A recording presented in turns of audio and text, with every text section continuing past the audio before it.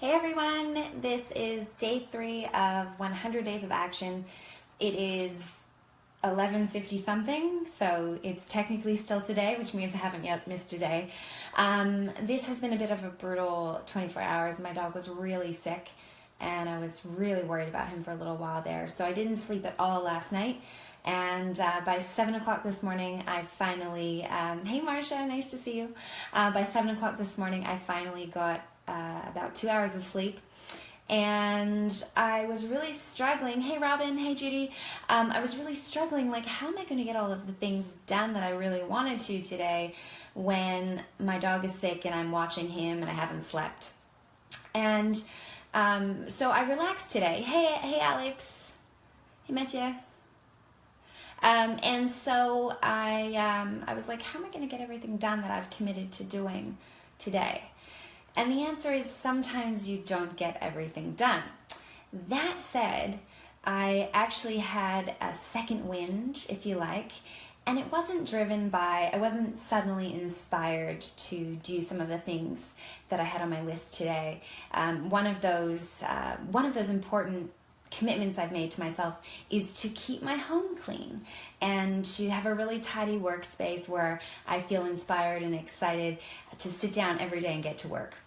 And when I walked back into my home today after being out with my sick doggy, it was chaos. And I thought it was about 9:30, and I thought, okay, well, I've got to do something so that I can start my day tomorrow powerfully. So I just started doing the dishes and sweeping the floor, and before I knew it, I had actually cleaned the bathroom, washed my entire floor, did all the dusting, did the dishes, and everything was completely spotless. And if you had asked me when I started that, was I going to get any of those things done, I would have said no. So where's that piece? What's the difference? What's going on there? What I see when I look at that is action. And as you know, this challenge I'm doing is called 100 Days of Action. Sometimes we have this feeling like we have to feel a certain way before we can go ahead and do something. It's like, I'm not in the mood to do this. I don't feel like doing this. But that's actually not always true.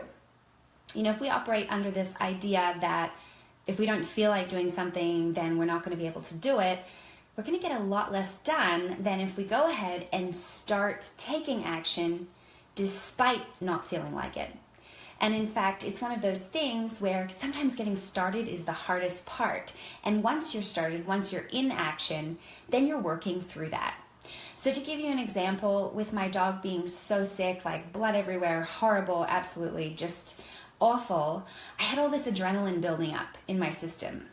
And not sleeping all night, I was really in this fight or flight response. And so I felt really like stressed all day. And one of the things about getting things done is no matter what we're doing, whether it's your business, whether it's raising your family, things are going to come up for you that are going to create this fight or flight stress response. And if we don't do anything with that adrenaline, if we don't find a way to get into action and burn that off, we're left with this sluggish feeling of almost, I would almost say sometimes it's a paralysis. Like we feel that we can't do anything. We're so maybe overwhelmed with projects, or perhaps we're just so exhausted or burnt out. Whatever it is, we feel like we're stuck and we can't move forward. But sometimes actually moving our body through that adrenaline rush and actually burning some of that off is exactly what we need. So whether that means, getting out the broom and dusting or sweeping, or whether that means going for a walk, or maybe that even means doing jumping jacks or turning on your favorite music for a minute and just dancing like a crazy person, whatever it looks like for you.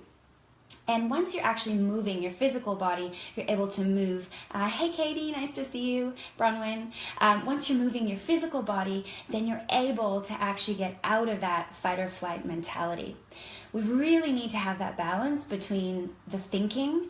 I think a lot of us get so into our heads, whether it's about our relationships or it's about our careers or how we're showing up in the world. We get so in our heads, we do so much thinking that we actually can create these stress responses, a lot of hormones flowing. and we don't do anything with them in terms of action on the other end. So what I put into practice today, despite having a challenging night last night with my little guy, Buddy. Yes, I didn't name him, not the most creative, but Buddy and I got through the night together, and what I really put into practice was this idea of moving through. That's why they say sometimes you have to work through things. We have to work through anxiety sometimes. We have to work through stress responses.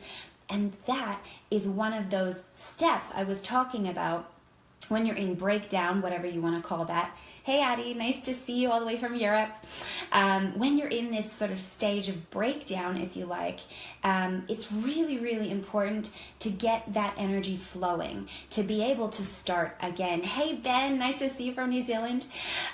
Because, it's kind of like a cycle, right? We have to get ourselves back into action, get moving. And there are lots of different ways to access that.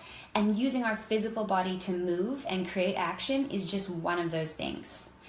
Okay, day 3 done. It is bedtime. I've just had a shower, and I think I'm going to sleep really well tonight. Hopefully my little doggy here sleeps all the way through the night. So look forward to seeing you all tomorrow. Have a good one. How do I turn this off? Oh, there we go. I'm just always miss the button. Good night.